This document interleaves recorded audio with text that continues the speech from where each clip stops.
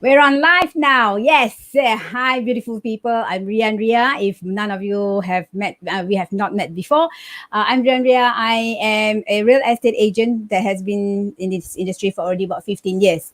Yeah. Today I'll be sharing with you on the topic about the five mistakes that agents have made while they are conducting the live virtual viewing. This is a second live that I'm going through. The first one was the before they were doing the live virtual viewing. For now, this is already while you are actually doing the live virtual viewing already. Yeah. All these mistakes are the one that I collated when I actually attended other agents live virtual viewing, and also the mistakes that I've gone through myself. Yeah. I did a lot of blunder whenever I did the live virtual viewing. So this is something very new. Yeah, with all this circuit breaker, and now even though the circuit breaker in Singapore has already been lifted up, but it's going by phases. So for real estate, still we at this point of time, as I speak, we are still not able to have any physical presentation, no physical contact, unless it's about the empty house. We can only the only one person can only be there to take the videos, and that's it. Yeah, no physical contact at all. So what does that mean? So we don't have any other ways, but we still have to go through the live virtual viewing. For all those who have not started, for all those who have fear to go through into the last live virtual viewing just because you call yourself you're an idiot in IT, and you totally do not know how to go into Zoom. Well, let me tell you this. Initially, I also don't know. I just got started because I have a client who actually asked for it. Then I also have the units which I was telling myself that I really have to push for it. So with that, yes, I'm very happy with that, and I have my own breakthrough where I managed to have a few closings. So with that too, that doesn't mean that you are at a certain age you're not able to do this, you're not able to do that. Just learn.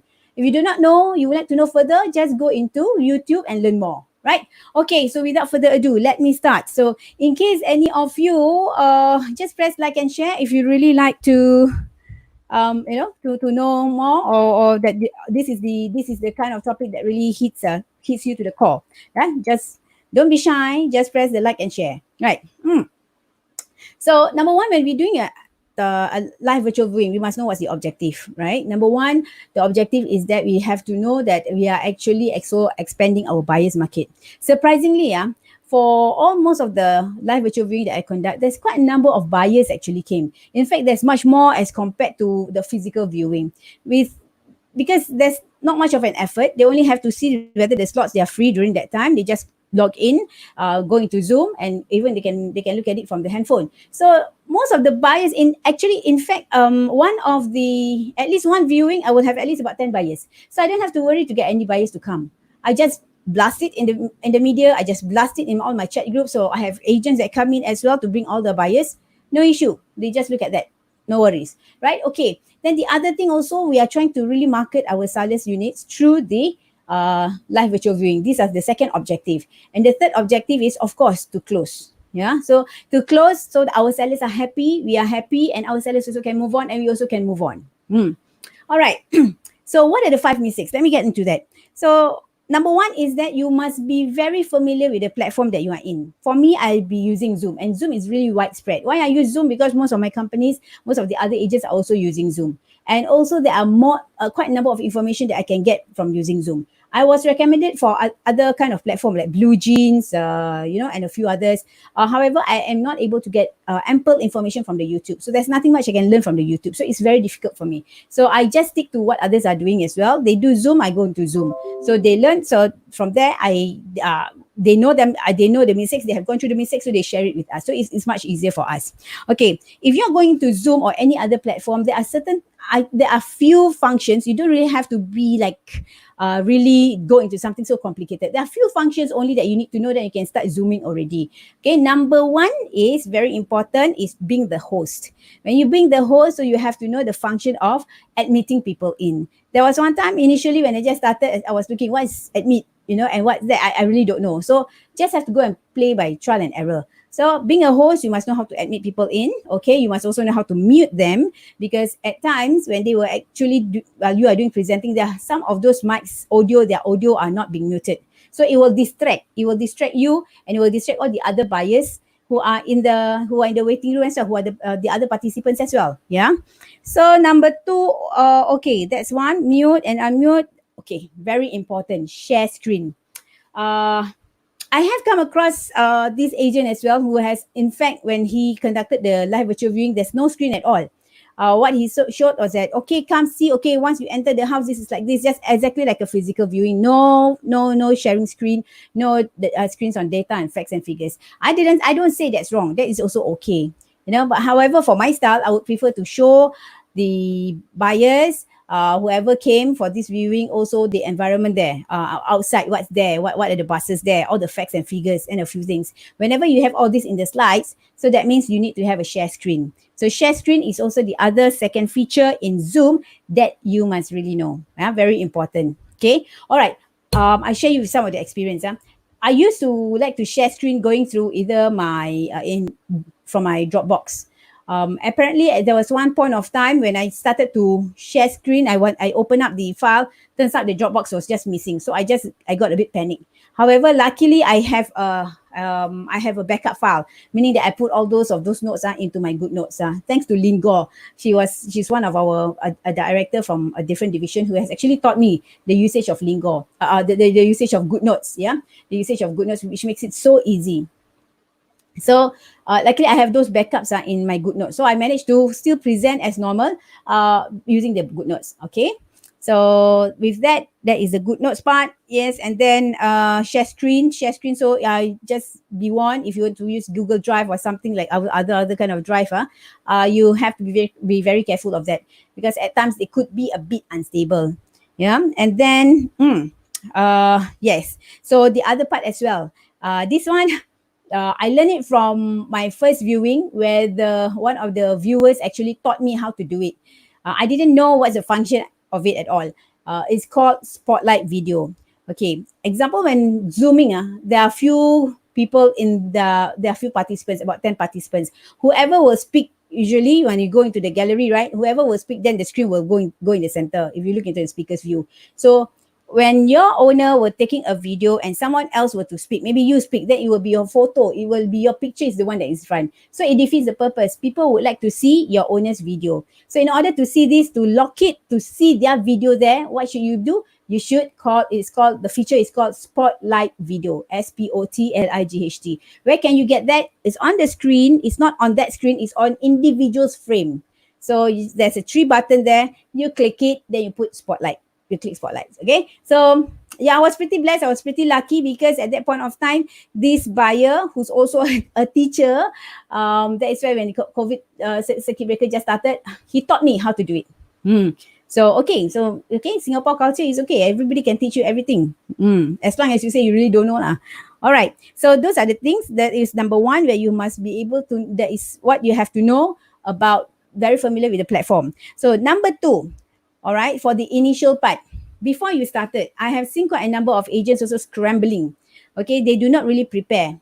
That was what happened to me as well, when I see, how come suddenly there are a number of those people, the participants are decreasing and decreasing. Why? Because I did not prepare my presentation well, that they left the screen, they left the meeting. So it was quite hurting for me. What happened was that when I turned on, then suddenly I wanted to say, okay, share screen. When share screen, then I will still have to scroll down on the file. This one, it will already take about 3 seconds, 5 seconds, and sometimes 1 minute. People don't really like to wait. When they see you like that, while they are waiting, they already waited for you, then you started on time, and then you are still not ready. Whenever starting on time, you must also be ready. So once you click that button, it immediately opens up the file already. Don't have to go and scroll around, rambling around, in shambles to look for that file. Okay, so immediately, that is how it should be.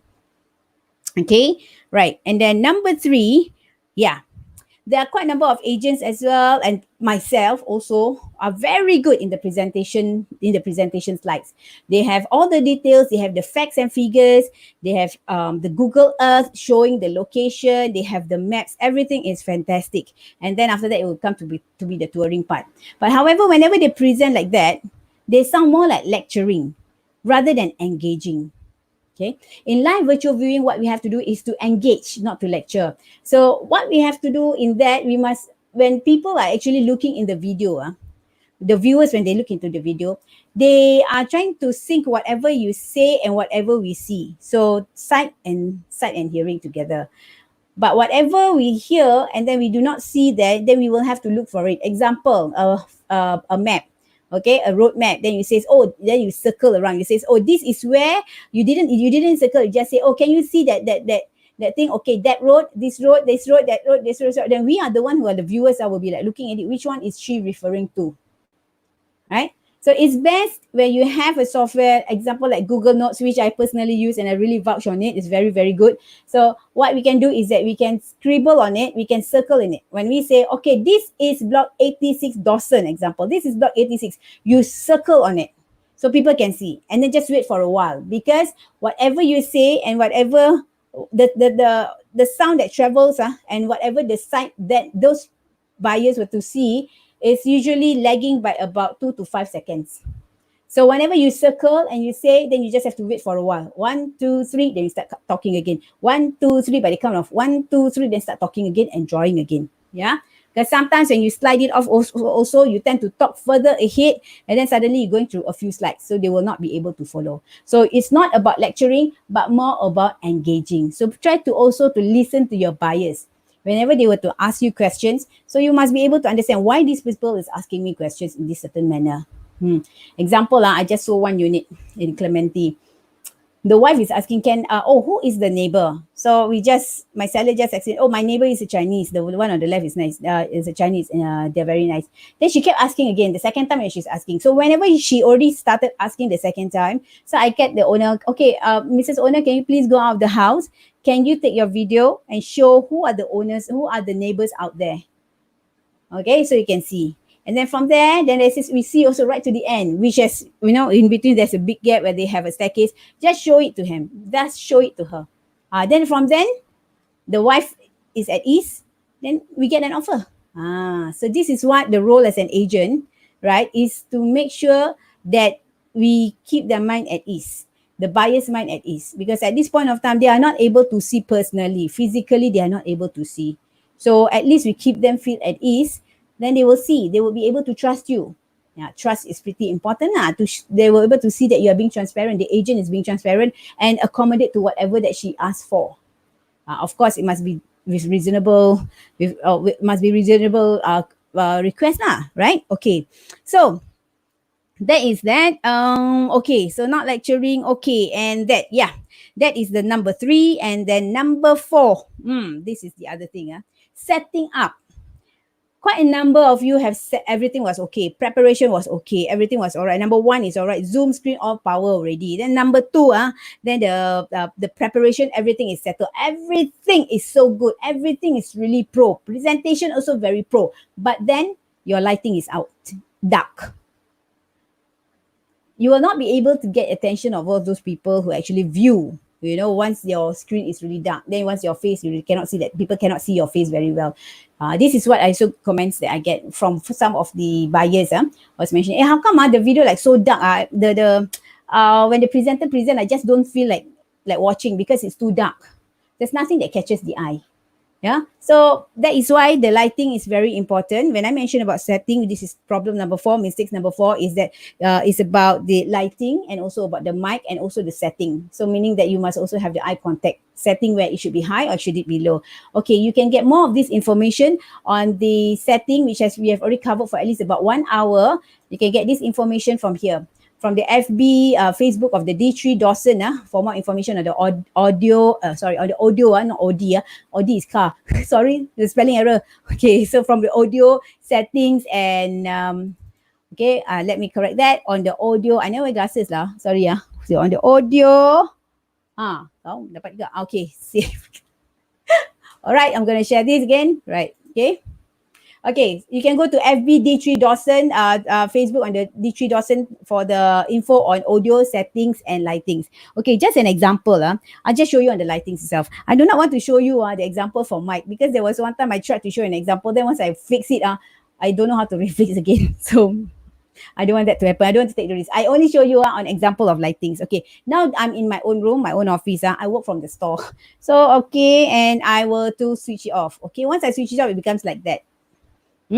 So will this really attract your attention? There are some of you who actually, some of the agents which I see from the FB Live and things like that, you were actually doing a presentation in the open outside, and then it's really, really dark. And when you are talking like, you're looking at something else. And sometimes also just now I was doing it now. No, but most of the time I will just try to ensure I practice to see that I'm actually looking at you, talking at you from eye to eye. There's an eye contact so you can feel me. See, there's a difference, right? With lightings and without lightings. All this you can actually buy from the carousel. So go into the FB D3 Dawson team, the Facebook, so you can actually know further. Right. So that is on the setting. So number 5, this is the last one. Okay. Whenever you present, everything was okay. But if you were to present like a very stiff and robotic, then it will be very difficult for you to hold the buyer's attention. This is what we want. Our objective is to hold the buyer's attention for them to stay in that virtual viewing until the end. Most of my viewings that I have, yeah, they will stay until the end. When I say thank you, they were still there. They still never exit. So I was just wondering. Then says, sir, aren't you gonna exit? Then they will say, oh, aren't you gonna talk further because it's quite entertaining? And says, oh, okay. No, sir, there's no more videos for me to show. Okay, so that's what happened. So how is it that are you going to be less stiff and less robotic? So what you have to do is you have to be very energetic. You have to speak with lots of energy and then with lots of enthusiasm, and the hand gestures also you must show a bit, but not too much, you must show a bit of hand gestures which can be seen into the camera, right? And so this one, so from there they will be able to see, hey, wow, sure, because they don't only listen, but they will also be able to see you. So on top of that, don't forget to smile. Yeah, so all these things do actually factor in to make sure that avoid, and we repair what we need to repair. These are all the solutions for you to have a better live virtual viewing with your clients. And with that, I hope all of you will have a better closing, more closings for your own family, and get a very good breakthrough for yourself. So with that, I, Rian Ria, would like to end this sharing today on the 5 mistakes that agents usually do during the live virtual viewing presentation. Thank you and see you soon. Bye. Better close, close, okay? Close a lot. No, have a breakthrough. Have a breakthrough.